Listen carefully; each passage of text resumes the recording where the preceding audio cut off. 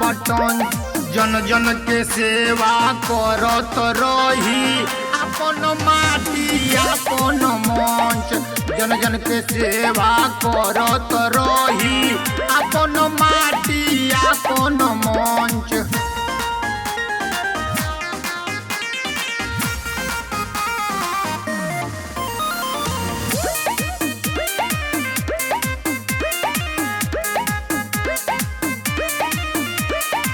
भैया दिलीप जी के है इरादा, सब हमारा भैया के प्यार मिलो ज्यादा।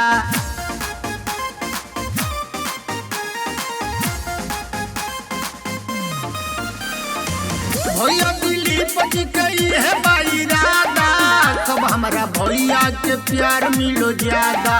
एक संग रहे खाती अलख जगाव हो, चौबे दिलीप जी के मजबूत बनाव हो। मिला के चली संग जन जन के सेवा करत रही अपन माटी अपन मंच। जन जन के सेवा करत रही अपन माटी अपन मंच।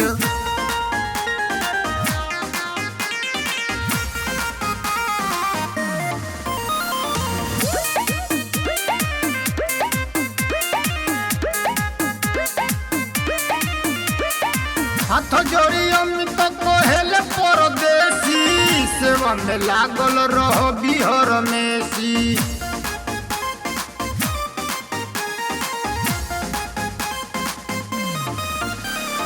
हाथ जोड़ी अमित कहल परदेसी, सेवा में लागल रहो बिहर मेसी। अपन माटी से प्रेम लगाव हो, अपन मंच के आगे बढ़ाव हो।